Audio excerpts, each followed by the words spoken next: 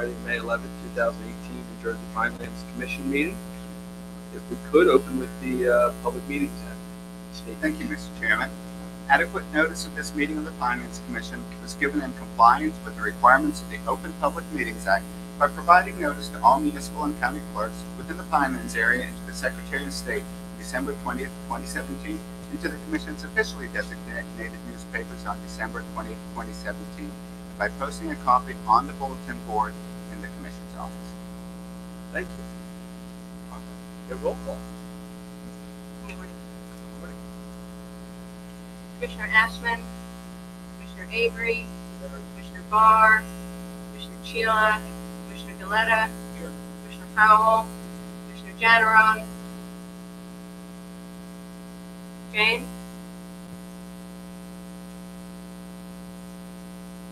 Jane, are you there?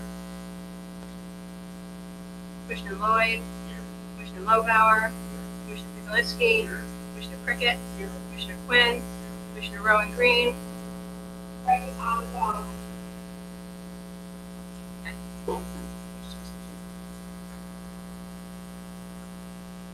I'm here too.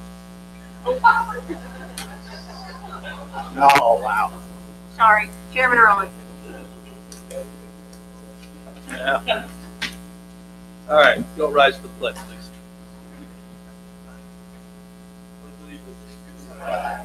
United States of America, and to the republic for which it stands, one nation, under God, indivisible, with liberty and justice for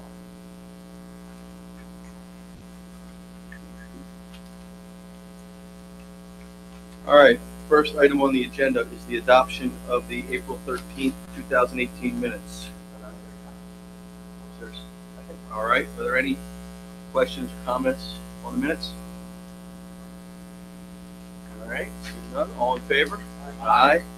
Any opposed? Abstentions? All right. Next up, we have a unique item here.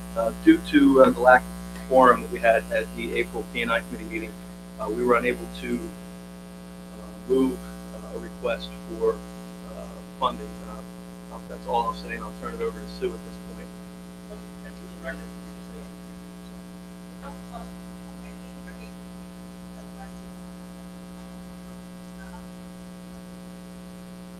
We want to table this too.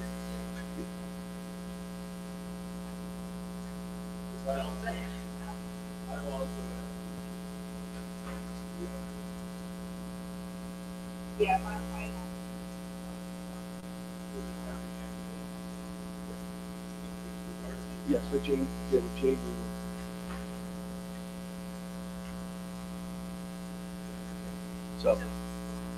So we'll move on to we'll table that for now. So Darcy, you don't have to go anywhere yet. Next, we have a special resolution. I guess Alan, I'll let you make the introduction here.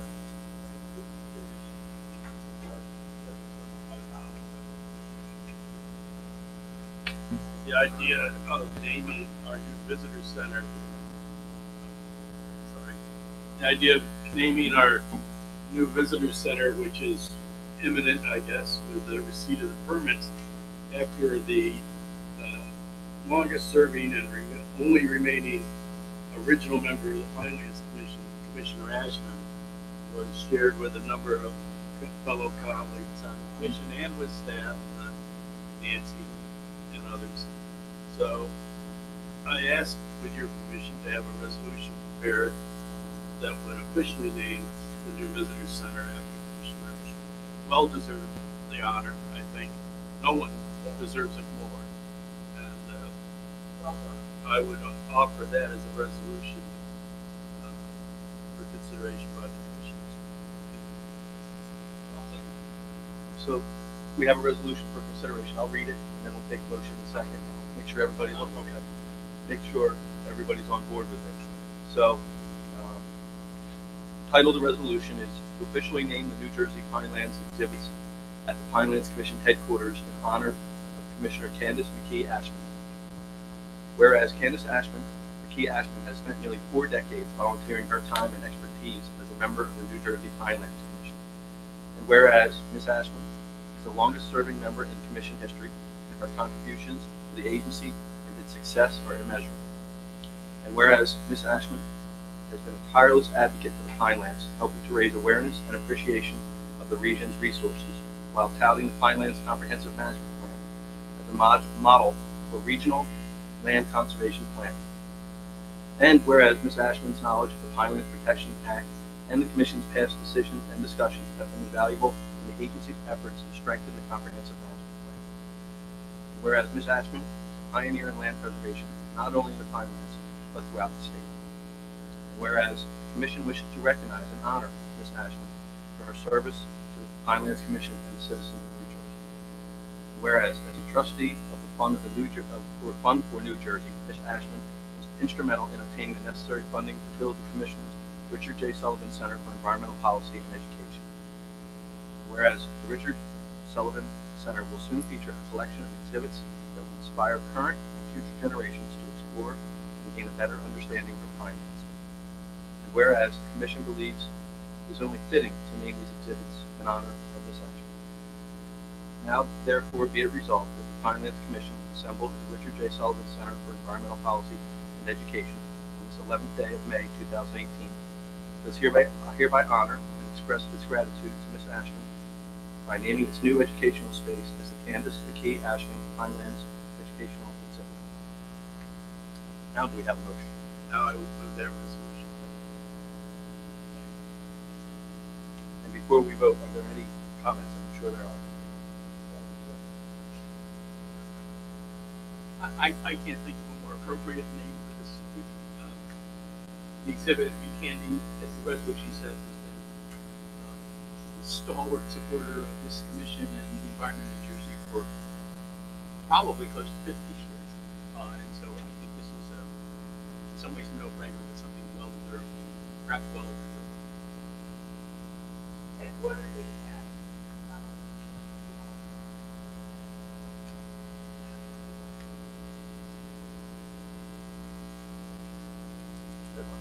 I think It's wonderful to recognize Candy. She will work as a resource not only to staff, officials, and the public. So that I think I have a question. Can you just go through some commission rules? So really good to have school education center. Thank you, Chairman. As Commissioner Prickett said, this new visitor center should be going to be a center for education. And that is the core of Commissioner Ashman's essence. I mean, she has been a tireless advocate, yes, and she has advanced policies and advanced land preservation, not just in the Pinelands, but all around the state. But she is always about telling her story. She's always about getting more people involved and interested in the Pinelands. I love the idea that for years to come, this visitor center will be spreading that education gospel in her name. So, thank you, colleagues, for taking this action. Not close. I don't have much more to add. Everybody kind of steals the thunder on these things, but I will say that when Alan approached me about this, I couldn't have agreed more, and there's not a more fitting way to say honor, like it's a bad thing, but to honor Candy. The only shame is she's not here with us to be able to accept this, but thank you, Alan. Go ahead. So Candy doesn't know. I did not ask her permission. And in fact, I almost accidentally told her, because when I sent it out to all of you, I had to create a new group because we got a new email going on here. So I had to put each of you in. And I forgot that I didn't want to send it to Candy, and I sent it. But I put in her old wrong email address. So it's like somebody was watching over me. So Candy does not know at this point. So we will most certainly reach out and tell her, because I figured she would vehemently object it or resist it or whatever. We also struggled because we could have written pages and pages and pages about Candy, but we figured one of these days she's going to step down from the commission, and that's when we'll come back with the second volume of acknowledgement and praise. Called Struggle, because it was too much.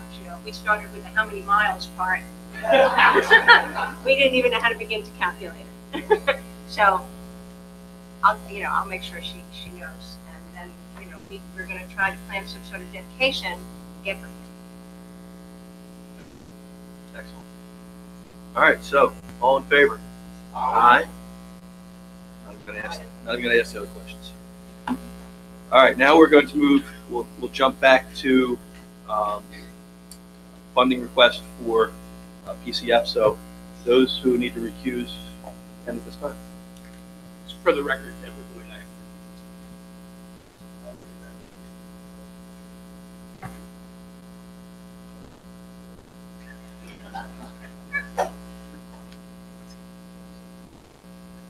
Darcy, are you on the phone?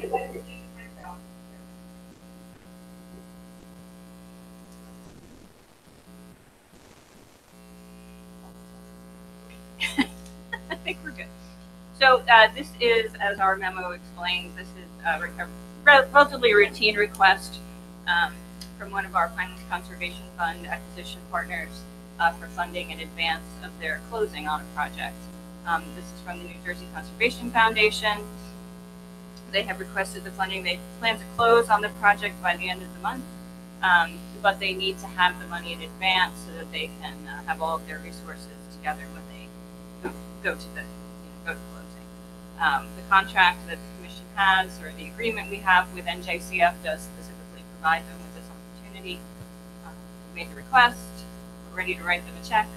Normally, we would have the P&I committee vote on these matters, but we did not have a quorum of eligible members at the committee, so we need to ask the full commission to do that today. And then I think closing will occur in fairly short order, and we'll have the deed restriction back in another 457 acres permanently preserved in the planning area. So this particular project is in Southampton and Woodland Townships. It's in the preservation area district and the forest area. It's a nice big piece of property that we're very excited about. So and pleased that NJCF has been able to gather all of the funding together and it's ready to go. So we just need you to do a voice vote. We don't have a resolution, but do that today, then it'll be on the way. Are there any questions for Sue? Or any questions in general and all about this? All right, so we need a motion.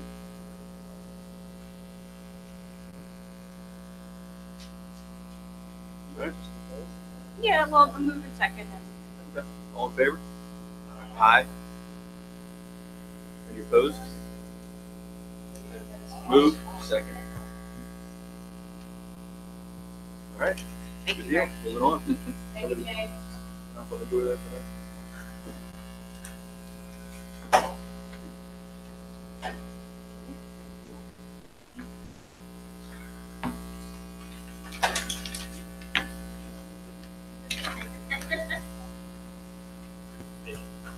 Yeah.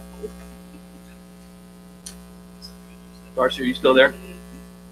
I'm still here. Jane, are you hanging around?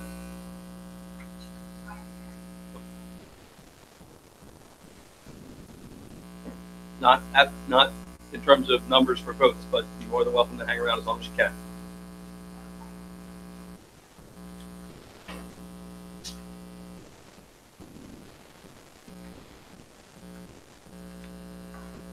All right, we got everybody back. So next we'll move on to committee and staff reports. I do have an update from the April Policy and Implementation Committee meeting. I'll read the notes here. We adopted the minutes from the March 23rd meeting. We recommended conditional certification of Egg Harbor Township's Ordinance 35/2017, and the committee also received a presentation on Winslow's regional growth area rezoning plan to promote commercial development along Route 73 and also increase its residential development potential. The township will be updating its master plan prior to adopting these ordinances. The committee also received copies of 2017 report on the alternate treatment design system pilot program and a presentation from Ed Wayne-Browski. We've all been through that before. And including the recommendation of the installation deadline for these systems to be removed from the comprehensive management plan. And finally, the committee received an update on 2017 Conservation Fund land acquisition projects. In closed session, the committee approved an extension until December 1st, 2018 for a project in Orange County to obtain a contract to landowner and certification of fair market value of the property and the grant agreement. Any questions on P&I notes? I believe we had no P and D to report on.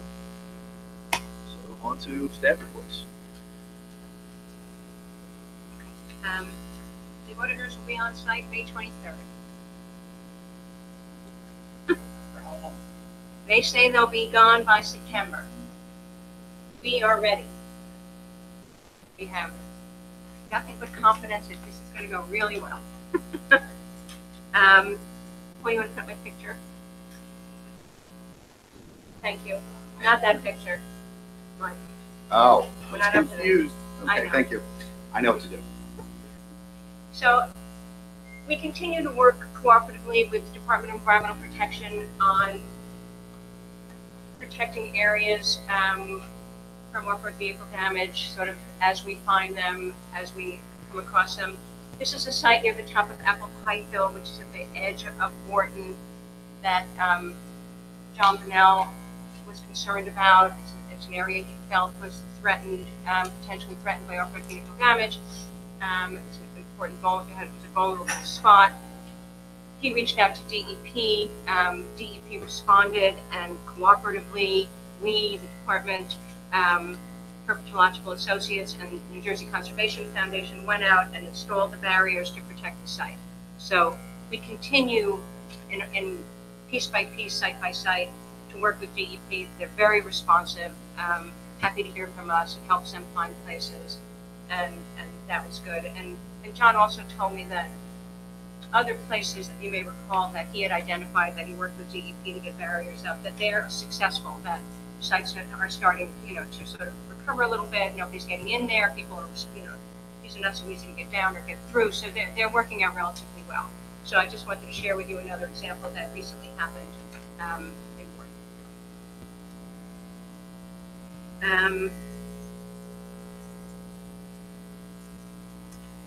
I had an email from Jonathan Mead from National Park Service. We had gone back and forth a little bit a while ago.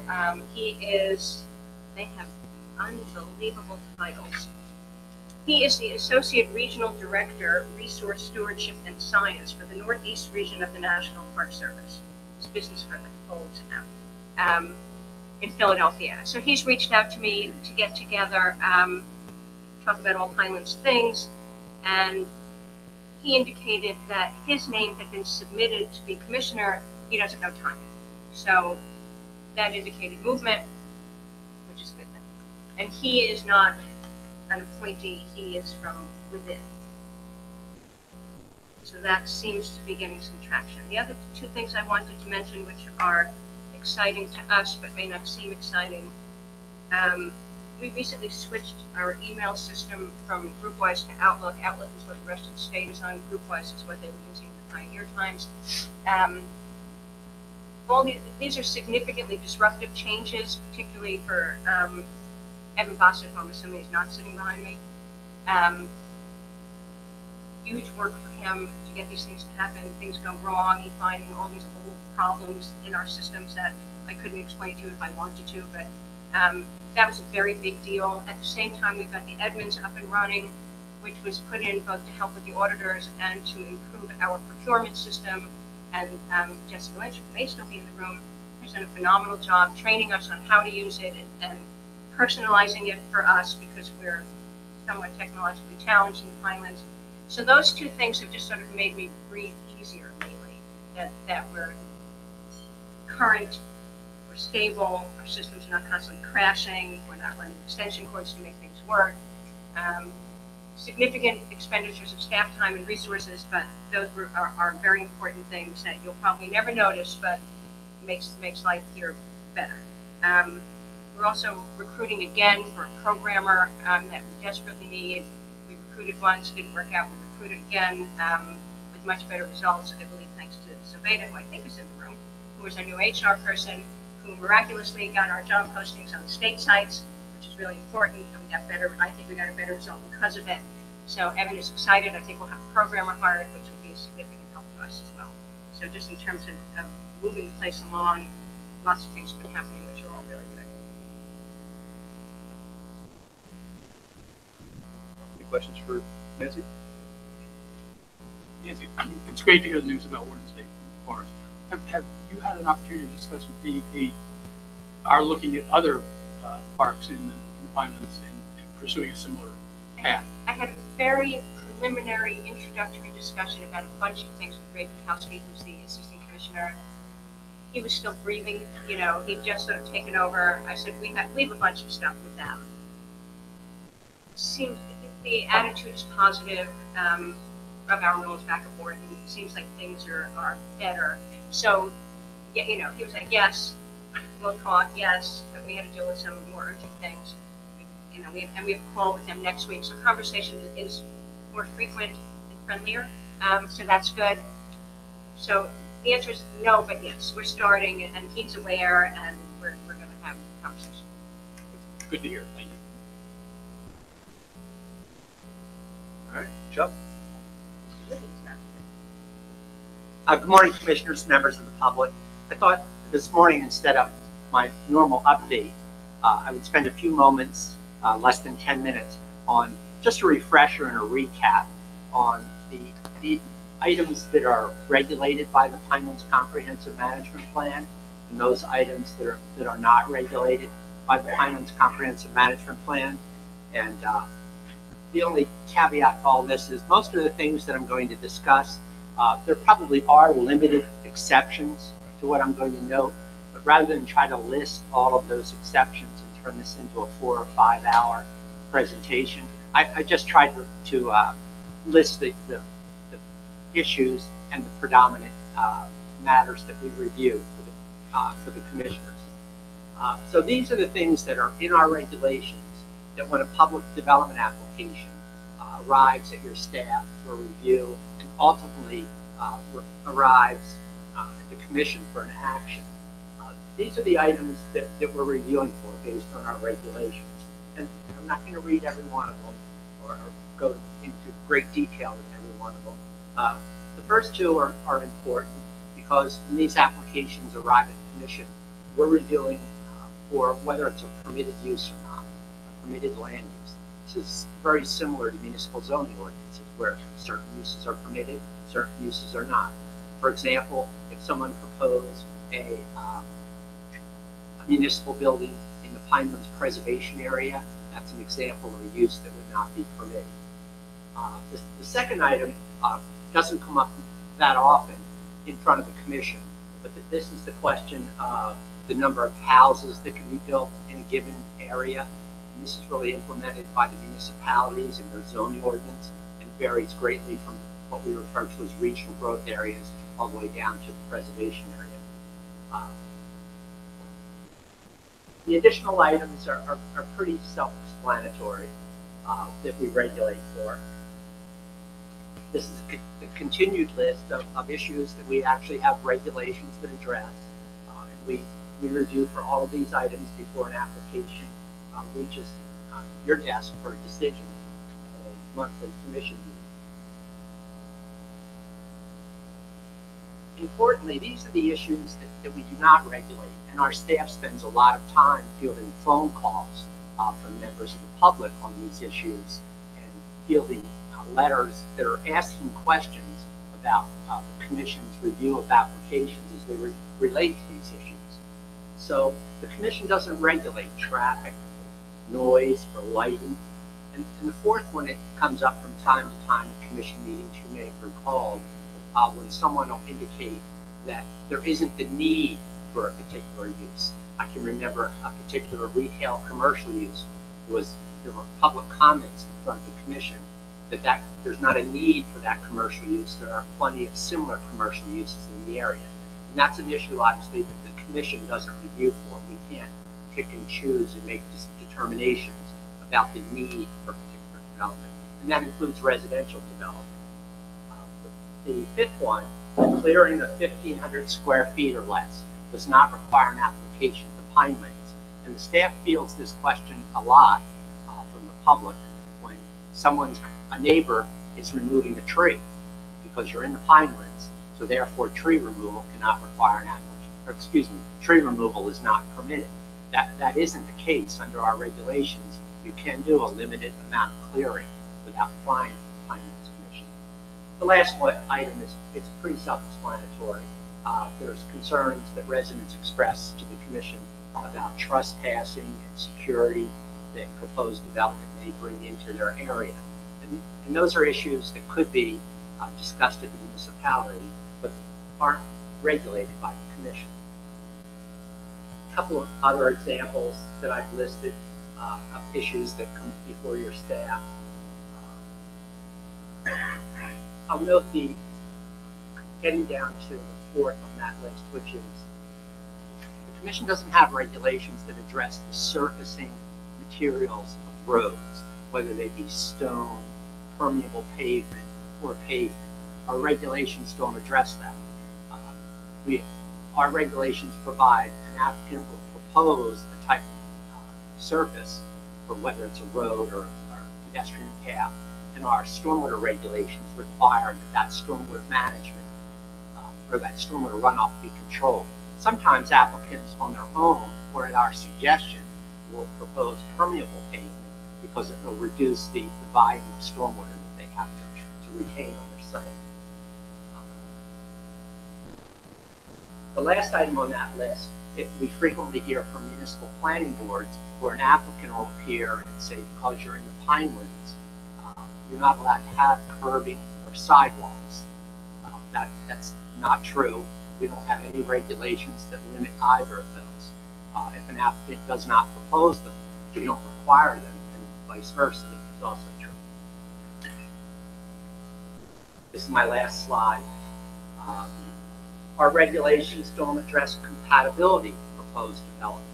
So if I live next to a vacant parcel and someone proposes a commercial use on that, that's really a municipal issue of zoning. The commission can't say, because you're going to impact the adjacent residential use, if your commercial use is not permitted. Likewise, the second bullet item, we don't have regulations that address where the stormwater management basin or other improvements are located on a given parcel. That's really a municipal issue in most private development as to where those improvements are located. The third item comes up from time to time, which is we don't regulate building materials or construction materials or construction techniques directly. Again, those are not addressed by our regulations. And the last one I just wanted to mention that comes up from time to time is we don't regulate additions to existing single-family dwellings. There are other exemptions that I'm not going. We refer to these exemptions on the staff level that do not require application to the commission. And we also did not specify the minimum size that a house can be. That comes up from time to time when someone's proposing a mobile home on a lot. We'll field a lot of calls from neighbors about, is there sufficient square footage in that residential unit? Is that permitted? Again, those are municipal issues. So I tried to go through that quickly, but I thought it might be helpful, just a refresher of what we do and don't regulate. I'll be happy to answer any questions. Got questions for Chuck? Thanks, Chuck. This is very useful to me. Can you share the slides with us? Sure. Yeah. And I guess lots of questions popped out, but one in particular. Is there a limit on the clearing? I think as I read that, you can clear around the residence, 1,500 square feet and any clearance around a residence. Is there a limit to the clearance around a residence? Well, the way our regulations are written, the clearing has to be permitted as accessory to the dwelling. Yes is the answer to your question, Commissioner. If I propose a basketball court, a detached garage, a garden, I can clear for those. I just cannot go out and clear my lot without some type of permitted accessory use. Okay, I hear that limitation, I guess, but so I can't go out and clear the 10 acres that my property sits on. Correct. Like I guess there's no square footage limit on what I can do, but it sounds like if it's accessory, and that's the question, whether it's accessory or not. Correct. Thank you. Good. Chuck, one of the items that you said was not regulated was lighting, and I was a bit surprised because I know we had a conversation a couple of years ago about light pollution, so whether or not we want to regulate the way lights work on billboards, commercial locations.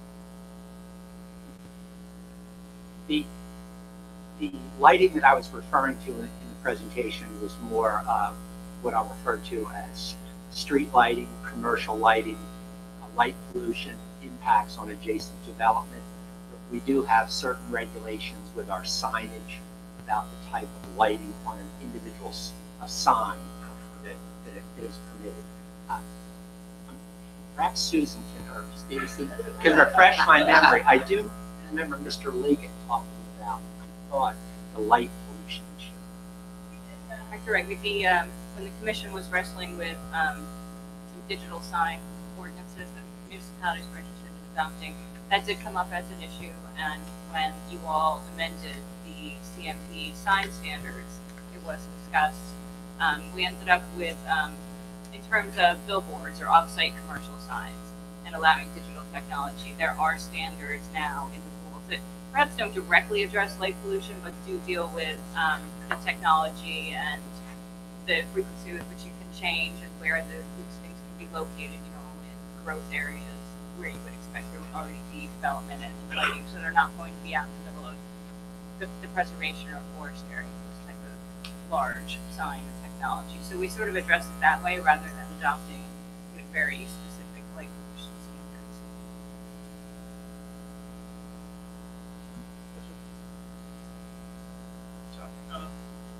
Earlier, the first slide, we do air quality, and I was curious about how we regulate air quality. Is that like dust in the air kind of a thing, as opposed to CO2 or chemicals, gas in the station? Or none of the above? The comprehensive management plan contains a section on air quality, and the section requires that all development in the Pinelands area meet New Jersey Department of Environmental Protection's air quality standards. And our regulations are triggered based on the number of dwelling units and the number of parking spaces that are proposed, depending upon the management area that you're located in. So once you exceed one of those triggers, you're addressing all of the standards of the Department of Environmental Protection or air quality standards. The foremost one that we deal with would be carbon monoxide, and that's typically dealt with through traffic studies. When development is proposed, an applicant is required to prepare a traffic study when they exceed the thresholds, so the staff can understand whether or not intersections in the immediate vicinity are going to serve the proposed development. So if there's exceedingly long delays at an intersection, and if there's enough traffic, there's going to be a carbon monoxide issue, which may require an applicant to provide for a turning lane. So that's how we really regulate air quality. As far as the particular parameters that DEP regulates, I'd have to look into that one and get back to you on that question. So an applicant like first comes before the commission and then go before the DEP to get approval of the air quality system. The commission refer it to the automatic application. The application would come into the Pinelands staff. Our staff would review it. We would review it for air quality as part of the completion of that application. As necessary, we do work with the Department of Environmental Protection on the review of the traffic studies that are really the foundation of determination for most residential development in Pinelands meeting the air quality standard. Then we would issue our certificate of filing. If there was an air quality issue typically raised by traffic, our certificate of filing would note that as the applicant moves through the municipality. At the municipal level, they would address that issue. And if they did address the issue and approval was granted, the application would come back to the staff for its final review, and we would call up that application for a hearing. Thank you. On your question about clearing on your property, you have to clear on your property for forestry. Yes, there are other clearing issues or other clearing items that I didn't address. Someone can certainly propose forestry in the Pinelands and do clearing. Forestry would require an application to us for forestry. There are certain clearings. I can take down a tree on my parcel for firewood. That's one of the exceptions. And of course, the other large clearing exception is for agriculture. Agriculture can clear as long as it's exclusively for agriculture without application to Pinelands. Without an application to Pinelands. Before we talk more questions are raised, of course, and I know these are the complications that would take 3 hours to discuss, so you bear with me for a minute. On air quality, Nancy, you may know this better than I don't believe DEP, as a general matter, reviews individual facilities. I mean, they might review an industrial facility, but even the intersections, I'm not sure they review. And I guess the question is, am I mistaken? Are there intersections that DEP has reviewed in the Pinelands? Oh, I'll try to clarify and stop the Commissioner if I'm not answering your questions. I don't know the answer to the question of whether DEP reviews air quality analysis for residential development outside of the Pinelands area, but in the Pinelands area, our regulations require that we do it, and we refer those to DEP for their assistance as necessary, and they do review them to help us. Clearly, if you need a DEP permit for whatever reason, you go to DEP.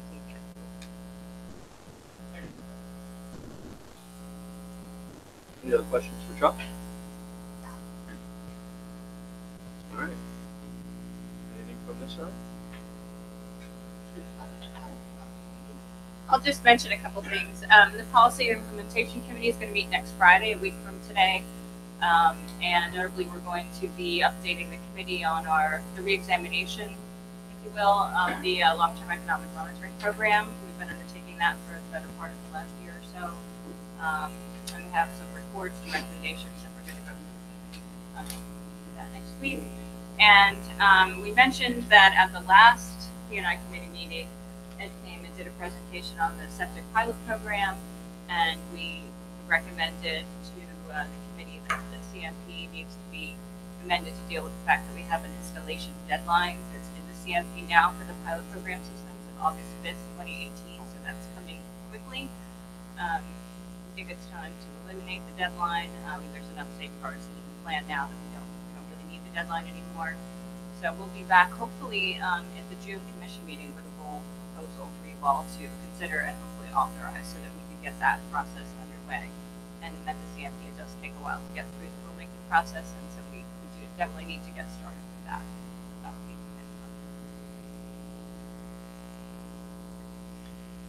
Any questions for Sue? Paul, what do you have?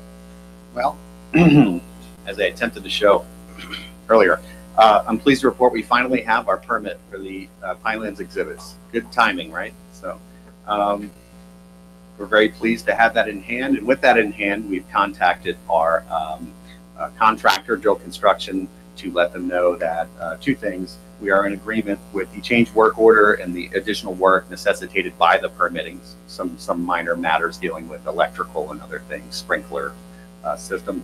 And then also we need to extend our contract because this took so long for the permitting. The contract would expire on June 30th, 2018. So we've extended it to 2019.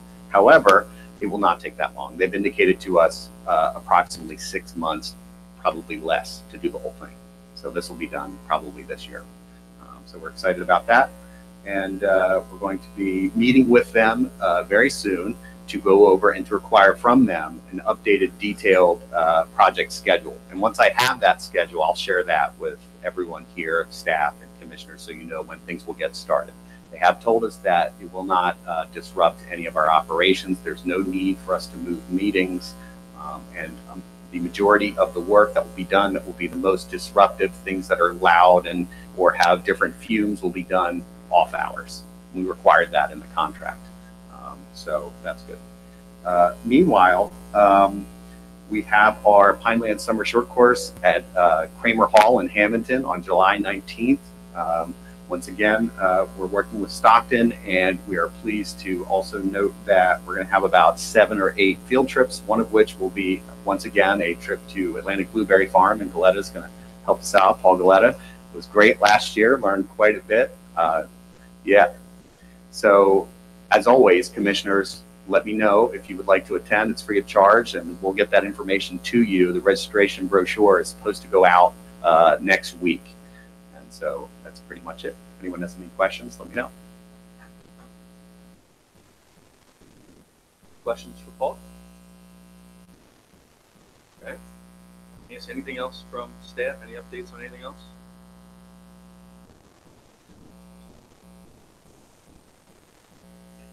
That's it. All right. So moving on, we will go to, we have a resolution for a public development application, and it's in Pemberton, so I'm guessing that Cricket's going to walk out.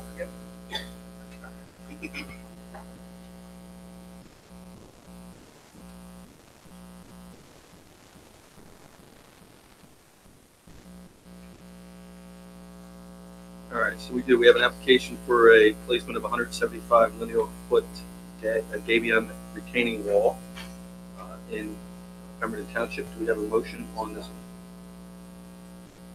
A second.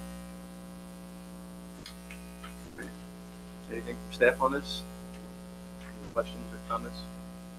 Just one question. I'm assuming this doesn't need a wetlands permit from DEP because of the size. Is that correct? It does require a wetlands permit. It's conditioned. I was just checking to see.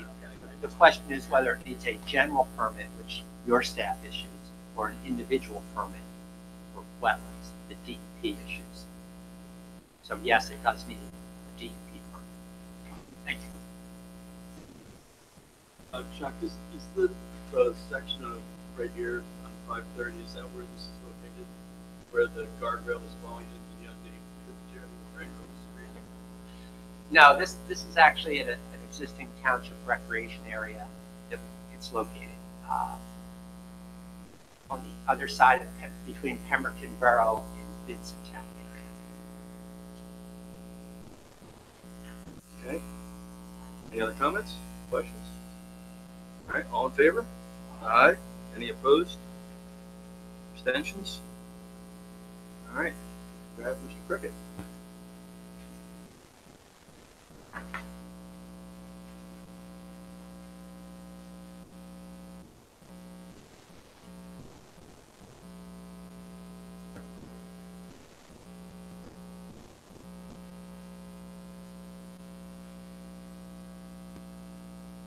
All right, next up we have a resolution looking to issue to conditionally certify an ordinance out of Egg Harbor Township, amending their zoning code.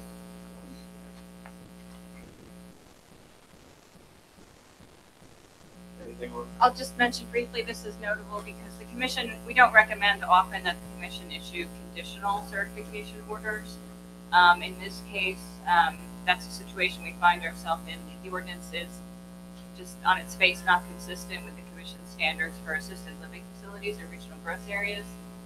We did discuss this at some length with Egg Harbor Township about the need to establish a permitted residential density and provide for the use of Pinelands development credits in this particular zoning district. It is in the regional growth area. The township asked the commission to go ahead and act on the ordinance as is, understanding that it would result in a conditional certification recommendation.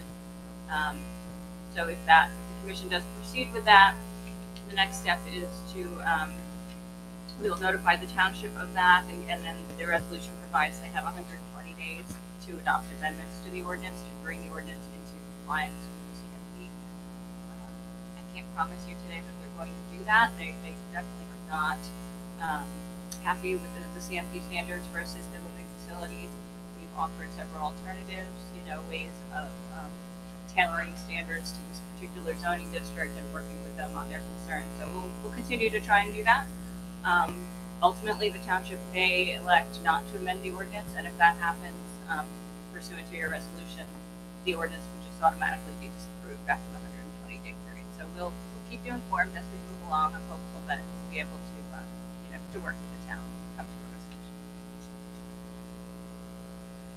Any questions for Susan on the Egg Harbor ordinance or any comments in general? I have a question about tracking. It's a relevant situation where expires. Is it difficult to track development?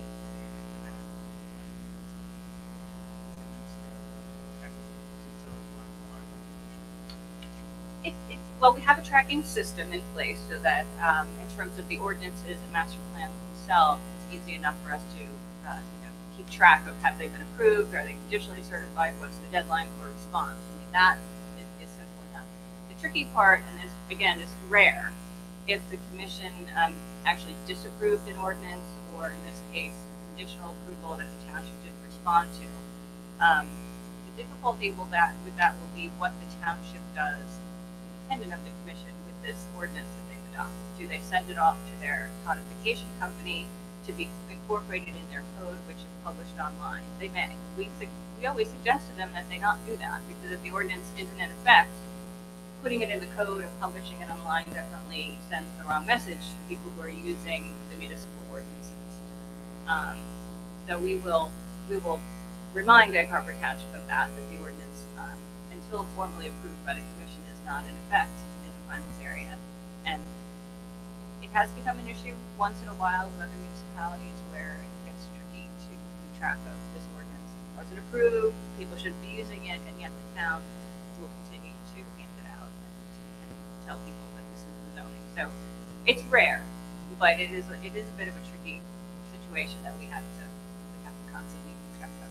But in-house, we do have tracking system. We have a zoning system that makes clear what's permitted in every single zone and what's not permitted, and that zoning system for our staff who are reviewing applications will be very clear that this is not a permitted use as long as it's actually approved.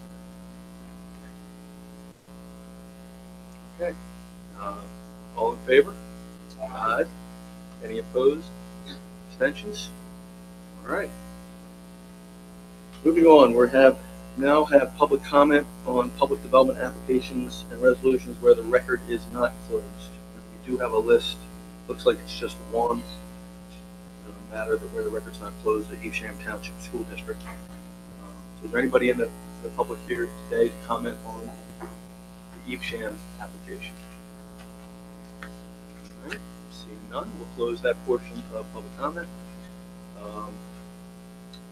We do have some master plans and ordinances that don't require commission action. I'll just ask if there's any comments from you, Susan, on any of those.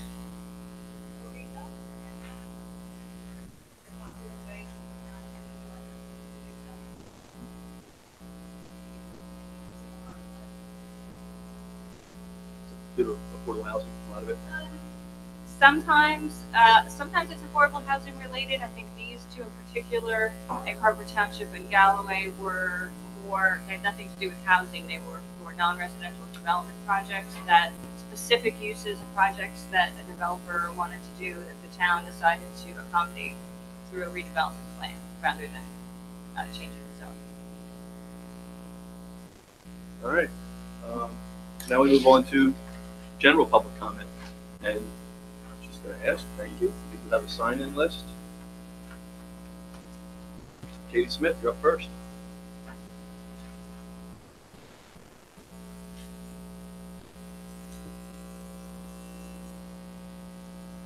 Morning, Commissioners. Katie Smith, Jersey Pinelands.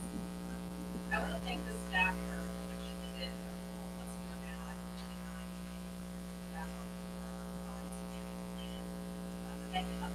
I found it very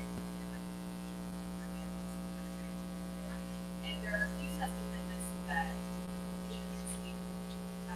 like things to be worked out, but are more or less the advanced stages. And I'm here today particularly talk about the black run headquarters and that would the area as a area and area. And I think we should know also really valuable to have habitat like that and a resource like that available in each that area. So much of that area. So I think that people, usually my surrounding communities, as well as throughout the Pinelands, are really looking towards that having these events passed. So we can start working on reserve, black rectangle bonus, and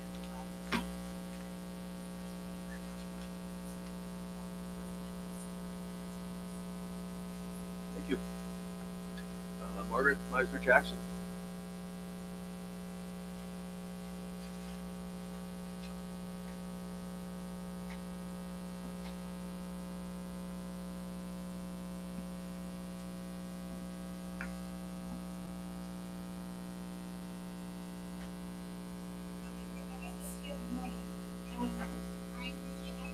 Chair of the Sound Club and the Conservation Committee. I'm sure that it was nice to you, but I just wanted to point out, together with the state farm together, we have found out that Lacey Township is planning a town center so that they can circumvent a capital building. And they will be putting in 30,000 more individuals.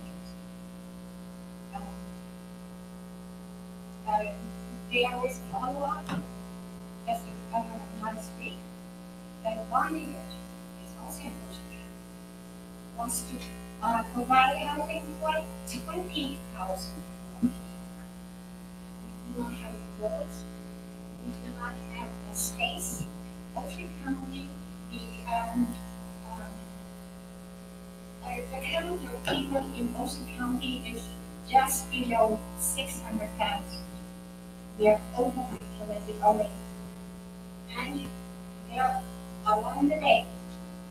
And the problem is, I remember at the local, my township, environmental commission, and there was a report out just recently because the DEP finally issued a report about our water conditions in the state, the drinking water.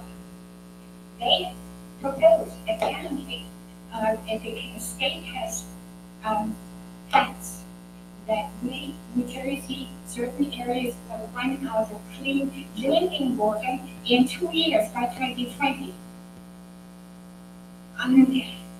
The only thing that would then happen is that we would get sulfur inclusion. That means it would ruin your underground export pipes, your water pipes, and gas pipes, anything that is on the ground. Large areas. We do not have the money, the state does not have the money to pay for these things. And then we found out that Bass River, that is under the Pinelands region, the Forest Service wants to clear 16 acres of trees, clear cut, because they have a fire tower up there that's 70 feet high. And they said, well, when we're up there, we cannot see whether there is anything smoldering somewhere over the treetops. The township is opposed to that. We cannot afford to cut any more trees down in large areas. They have been told, and there was money set aside to raise the tower. And so I don't know, there was already money set aside. It's somebody has the money. That is according to the township mayor. Anytime we cut down large areas of trees, that's vegetation. It ruins the root system. That means it washes down into the bay, into the water streams, and into the ocean. Because everything else has supposed to be a solid. Barney Bay is already suffering from too much sand in the bay. There is a business. They have photographs or bought something from them, like yachts. They invest in that township. They have to wait on because they cannot move the ships that are being built by the company out to the ocean. Because it's clogged. And Virgin Cat must have received the bridge for us. It's an unbelievable step. And they're supposed to run out of drinking water in 2 years, according to the state figures. Something needs to be done. I don't know whether that you're responsible for it. I just wanted to bring this up and draw their attention to it. We're having a serious problem here in New Jersey. I understand there's the matter of affordable housing, but maybe there should be addressed some other ways. We cannot just build, and that is impervious coverage.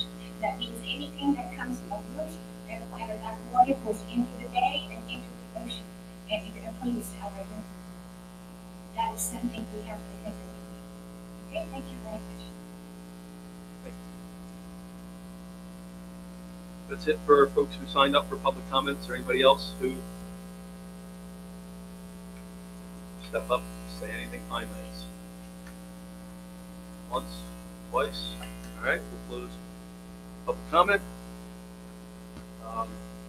We do have the need to, I believe, to retire into closed session for a matter, and for that I'll turn it over to Mr. Belsey.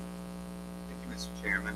I'd like to propose a resolution to retire into closed session to discuss pending or anticipated litigation with the Commission. Whereas the Open Public Meeting Act provides that a public body such as the Finance Commission may meet in closed session to discuss any pending or anticipated litigation in which the public body is or may become a party. Whereas the Commission desires to retire to closed session to discuss litigation matters, now therefore be it resolved that the Commission shall at this time meet in closed session to discuss the above mentioned matters. The substance of the closed session will be disclosed publicly only when it will not impede the state's ability to participate in the litigation or breach an attorney-client privilege. So just one question, will we be taking any action, or do we anticipate taking any action, formal action, out of closed session? Not at this session. It's more to discuss anticipated litigation and discuss some attorney-client matters. Okay. So, we can hang around or not hang around, but we're not going to be taking any action when we come out of closed session. So, that being the case, we have, all in favor of the resolution? Aye. Any opposed? Abstentions? All right. Folks, if we don't see you, have a good weekend and a good Memorial Day holiday.